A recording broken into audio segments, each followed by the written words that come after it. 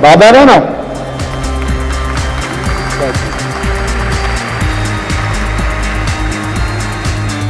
It was at the very first ESPY Awards. My brother Jim was diagnosed with cancer, and he was given the Arthur Ashe Award for courage, and made a speech that, frankly, I don't think it's immodest to say, because I didn't have anything to do with it, but I think when you think about sports speeches in this country, you think of Lou Gehrig's, I consider myself the luckiest man on the face of the earth, and maybe that speech. I don't think that's presumptuous to say that. I think it probably has that kind of place. And I've thought about why, because I was not there that night, because I was pretty much in denial. I didn't want to believe he was really as sick as he was, so I was like, well, I don't need to go now. In hindsight, it seems so silly, because when somebody's that ill, you don't want to deal with specifics, because specifics are rarely good news, so I kind of avoided it. But I watched it on television. If you didn't see the speech, the end of the speech was the catchphrase, and hopefully some of you know it. Do you know what it is? It's, don't ever give up. Don't give up. Don't ever give up. And I thought about that at the time he said it. And I said to myself, that's too simple. People aren't going to rally around that. That's like if at first you don't succeed. I mean, it's not going to connect with people. And that's why he was much smarter than I was, because it's connected with people in every walk of life in ways that I could only imagine. And so I'm here to just take a few minutes of your time to connect that with this, with where we're going. My brother Jim used to love to say at every important point in your life, it's really important to do three things: to think about where you came from, where you are, and where you're going. And he alluded to that in that speech. He told a funny story about his first coaching job at Rutgers, which, by the way, if you know the speech, is all true. It's a very embarrassing kind of story, but it's funny. We've all kind of done that. We've had missteps. We have nights like this on your first year where you promote a video and then don't have it. So those kinds of things happen. But you think about where you came from and where you're going. And I can just tell you this: where we came from as it relates to cancer and cancer research is a really, really difficult place. I lost my brother to cancer. I lost my mother to cancer. I'm going to guess, if I asked you to raise your hand if you've lost somebody in your life to cancer, I don't think would there be anybody in here who wouldn't put their hand up?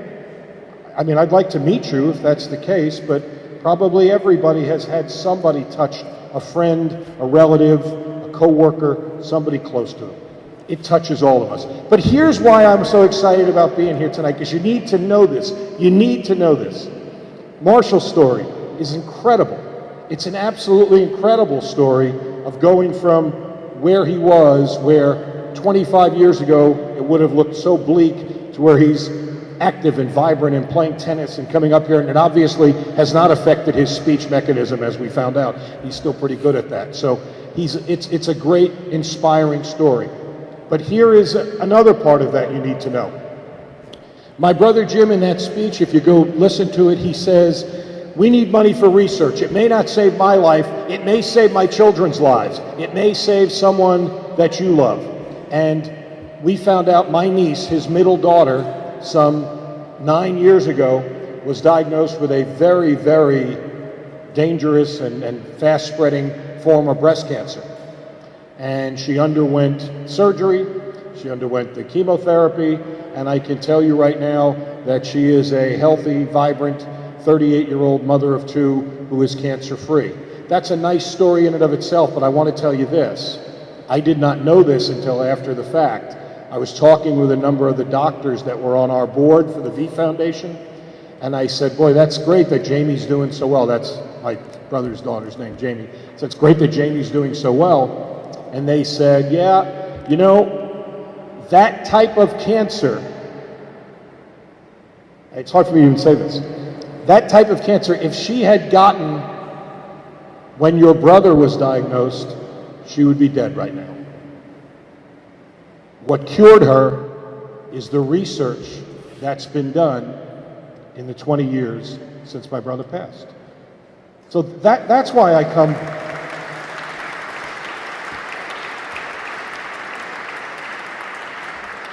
That's why I come to talk to you, because, as Marshall suggested or told you, we're so proud of this, 100% of cash donations or proceeds from events like this go directly to cancer research with the V Foundation. We have worked very hard to build an endowment where all of our operating expenses are covered from the interest in the endowment, and that means if you write a check for $8, 800 pennies goes to cancer research. And you need to know that that cancer research saves people's lives. It saved our friend Marshall, it has saved my niece, and I'm convinced it's going to save, or has already saved in ways you may not even know, people in your own life. We don't tell people that enough. We talk about the numbers and how devastating it is. 500,000 people will get cancer, that will die from cancer this year. 1 in 3 of us will get it. And the numbers that are meant to jolt us into action, and it should. There's still more work to be done. But every once in a while, when you think about where you came from and where you're going, you have to stop and think about where you are. And where we are right now is we're making a difference. You're making a difference. You coming here tonight is making a difference. I hope you're having fun. My brother would love that. He was one of the most fun-loving guys I ever met. But you're making a difference in the fight against cancer.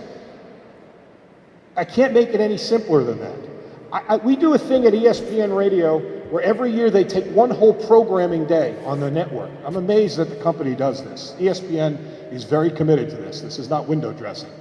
And they take an entire broadcast day, I don't know any other network that does this, and takes all their high-profile hosts, some of them you may know, Mike and Colin Cowherd and all those people, and they give the entire day over to raise money for the V Foundation. And they're nice enough to let me be part of it, and we were on the air one day.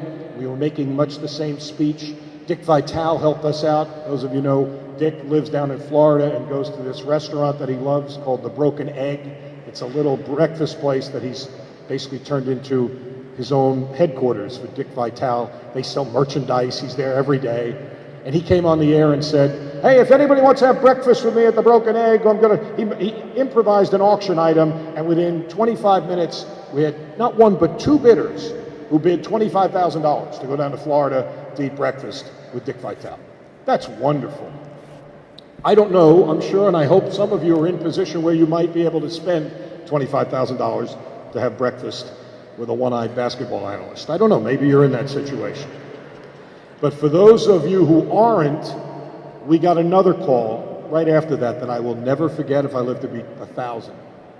Guy called and said, I just wanted to tell you I'm donating $1. We thought, who's this wise guy? He said, I want to tell you why. He said, because this was a few years ago, the economy was even worse. He said, I've just lost my job. He said, I haven't worked in 5 months. He said, I've been forced to move out of my house.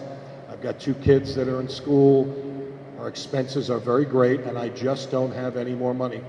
He said, but I want to be the guy that gives you the $1 that in my heart maybe is going to buy the slide that goes under the microscope in the laboratory the day that you find the breakthrough.